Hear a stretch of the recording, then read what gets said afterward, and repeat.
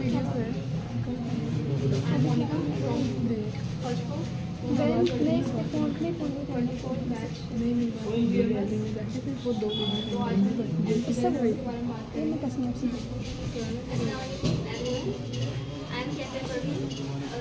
Of first prof batch 2023-24। आज हमारा topic है एम्ब्रियोजेनेसिस का। एम्ब्रियोजेनेसिस में होता क्या है कि कोई फर्टिलाइज्ड एग होता है, वो सेल डिवीजन्स करता है, फर्दर डिवाइड होकर टिश्यूज फॉर्म करता है, उसके बाद ऑर्गन्स का फॉर्मेशन करता है। तो उस पूरे प्रोसेस को हम बोलते हैं एम्ब्रियोजेनेसिस। एम्ब्रियोजेनेसिस पूरे स्टेप्स होते हैं वो बहुत ही ज़्यादा वेल मैनर्ड होते हैं, यानी कि सिस्टमैटिक स्टेप्स होते हैं। इसके अंदर सबसे पहले एम्ब्रियोजेनेसिस में 2 गैमेट्स की ग्रोथ होती है। जो फीमेल गैमेट्स होता है वो ओवम, मेल गैमेट्स हमारा स्पर्म। स्पर्म के 4 पार्ट्स होते हैं, head, neck, middle piece and tail. जो हेड होती है वो एक एनलार्ज एंड है स्पर्म का, और इसका जो थर्ड पार्ट होता है वो एंजाइम से कवर होता है, जो कि हाइड्रोलाइटिक एंजाइम रिलीज करता है, जो कि ओवम को फर्टिलाइज करवाने में हेल्प करता है। उसके बाद आती है नेक। नेक के बाद आता है मिडल पीस। मिडल पीस में माइटोकॉन्ड्रिया प्रेजेंट होता है, जो कि एटीपी यानी कि एनर्जी का फॉर्मेशन करता है, जो कि टेल को मूवमेंट में हेल्प करवाती है। फिर इंटरकोर्स के टाइम पे जो स्पर्म्स होते हैं वो वेजाइना के थ्रू पास होते हुए, सर्विक्स से पास होते हुए, यूट्रस कैविटी से पास होते हुए वो जाते हैं फैलोपियन ट्यूब में। फैलोपियन ट्यूब में इन्फेंट एम्ब्रियो तक जाते हैं। और जो स्पीड होती है स्पर्म की वो होती है 3 mm पर मिनट एक टाइम पे पर इजैकुलेशन 2 से लेकर 6 इजैकुलेशन होते हैं, यानी कि 200 मिलियन स्पर्म। उसके बाद हमारा सेकंड गैमेट है वो है हमारा ओवम। ओवम हमारा एक एमिसिकल और प्लेटॉइड होती है। ये सबसे लार्जेस्ट सेल है ह्यूमन बॉडी में। इसका जो साइज होता है वो 130 माइक्रोमीटर होता है डायमीटर्स में। उसके बाद जो ओवम है वो ओवुलेशन के थ्रू ओवरी से रिलीज होता है। और फिर फैलोपियन ट्यूब होती है। फैलोपियन ट्यूब में फिंगर लाइक प्रोजेक्शंस होते हैं। फिंगर लाइक प्रोजेक्शन फेब्रिक जो कि रिसीव करते हैं ओवम को। ओवम रिलीज होने के बाद वो जाता है एम्पुला पे। वहाँ पे एम्पुला और स्पर्म का फर्टिलाइजेशन होता है। फर्टिलाइजेशन होता है फर्टिलाइजेशन के बाद सेल डिवीजन स्टार्ट हो जाती है। सबसे पहले फर्स्ट सेल डिवीजन होता है, जहाँ पे फर्स्ट माइटोटिक डिवीजन होता है, जिसको 24 आवर्स लगते हैं फर्टिलाइजेशन के बाद।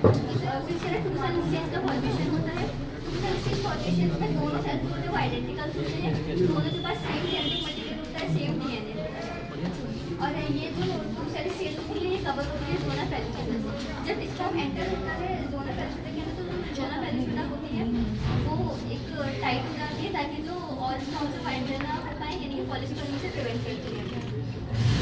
फर्टिलाइजेशन के बाद 30 to 40 आवर्स लेकर ये दोबारा फर्दर डिवाइड करते हैं, माइटोटिक यूज करते हैं और 4 सेल स्टेज बनाते हैं। 4 सेल स्टेज में भी चारों सेल्स का साइज होता है वो इक्वल होता है। साइज यहाँ पे इंक्रीज नहीं होता, नंबर ऑफ सेल्स इंक्रीज होते हैं।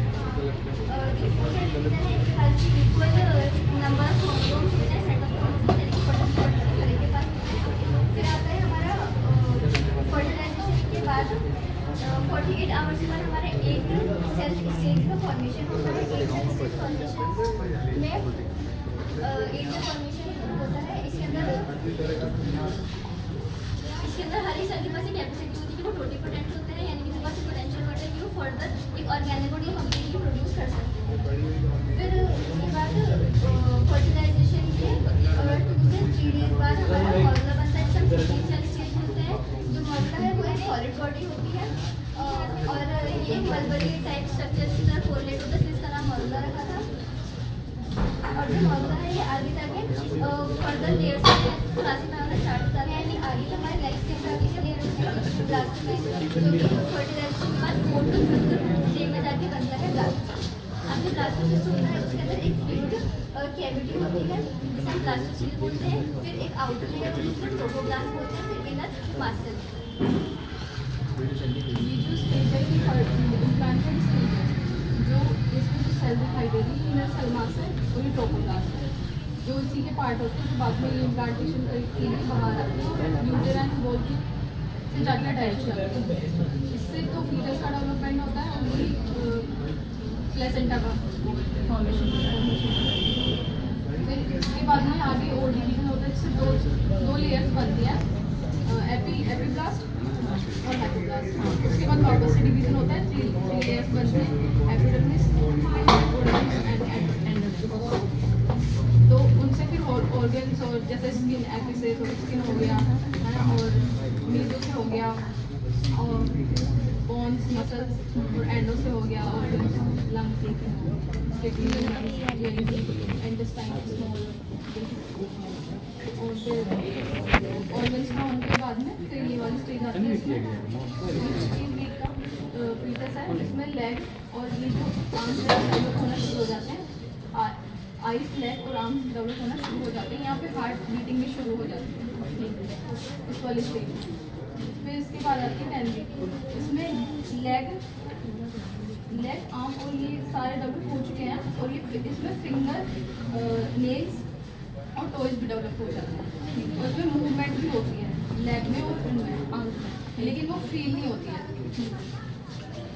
उसके बाद इसकी जो लेंथ होती है वो 2-3 इंच का होता है। इसके बाद फिर ये यहाँ पे फर्स्ट ट्राइमेस्टर खत्म हो जाता है, इसके बाद सेकेंड ट्राइमेस्टर शुरू होता है, 16 वीक से लेकर आगे तक चलता है 24 तक। इसमें ग्रोथ बहुत फास्ट हो जाती है सेकेंड ट्राइमेस्टर में। इसमें मतलब पूरे फीटस में हेयर ग्रोथ होती है, हेयर ग्रोथ शुरू हो जाती है, और बोन्स जो है वो थोड़ी सख्त होना शुरू हो जाती हैं, और मूवमेंट बहुत ऐसे होते हैं जो फील होने लगते हैं। जो फर्स्ट किक जो होती है वो इसी में फील होती है, सेकेंड वाले में। और मतलब फीटस को बाहर जो साउंड है ना वो भी सुनने लगते हैं, सेंसेस डेवलप हो जाते हैं। और इसमें सेक्स, वो जो रिप्रोडक्टिव ऑर्गन है वो भी डेवलप हो जाते हैं। तो मतलब जेंडर पता करने के लिए इसी वाली स्टेज में टेस्ट होता है।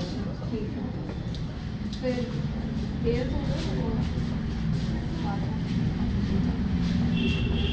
इसके बाद ये वाली स्टेज आ गई है, मतलब सारे ऑर्गन्स लगभग डेवलप हो चुके होते हैं।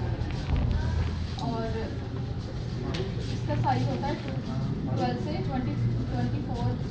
फिर ये जो एक तरीके से पूरा डेवलप हो गया कि फुली मैच्योर फीटस बन गया, फुली मैच्योर हो गया।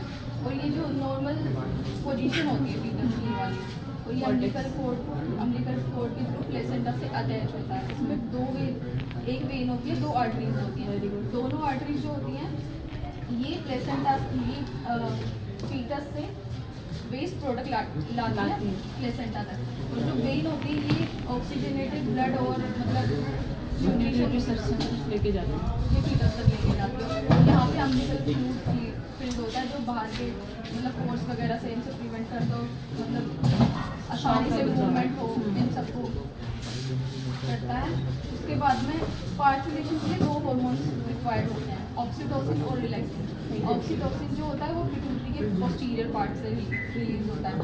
उसकी वजह से जो मायोमेट्रियम जो होती है उसमें कॉन्ट्रैक्शन होते हैं, और कॉन्ट्रैक्शन की वजह से ही लेबर पेन फील होता है, जिसकी वजह से नॉर्मल डिलीवरी होती है। अगर कॉन्ट्रैक्शन नहीं होगा तो नॉर्मल डिलीवरी नहीं होती, और वो साइन होता है कि अभी पेट मैच्योर हो गया तो डिलीवर होना वाली।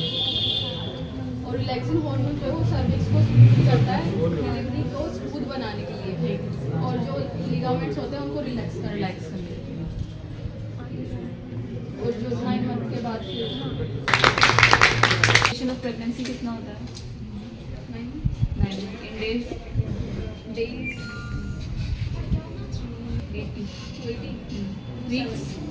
80 वीक्स 40, ठीक है। ये कई बार प्रीमेच्योर बेबीज भी डेवलप हो जाते, मतलब डिलीवर हो जाते हैं। हाँ, हेयर्स यहाँ बात की जा रही है। रुआं जो होता है, जो बॉडी पे रुआं होता है उसे बोलते हैं लेन्यूगो। इन्होंने ये वाली जो बात बताई वो लेन्यूगो के बारे में बात करेंगे, अच्छा पॉइंट था। उसके अलावा मोनिका, फर्स्ट विजिबल या फर्स्ट साइन ऑफ प्रेगनेंसी क्या होता है? कंफर्म कैसे होगा कि ये बंदा प्रेग्नेंट है? ठीक है, पहला फर्स्ट साइन प्रेगनेंसी का होता है जिसमें आप किट के थ्रू कंफर्म करते हो। एक हार्मोन होता है जिसका नाम है HCG, ह्यूमन गॉरियोनिक गोनेडोट्रोपिन, जो कि रिलीज होता है फर्टिलाइजेशन होने के बाद अप टू 2 वीक्स तक। बस स्टार्टिंग में, शुरुआत में कोई प्रेग्नेंट है और नॉर्मल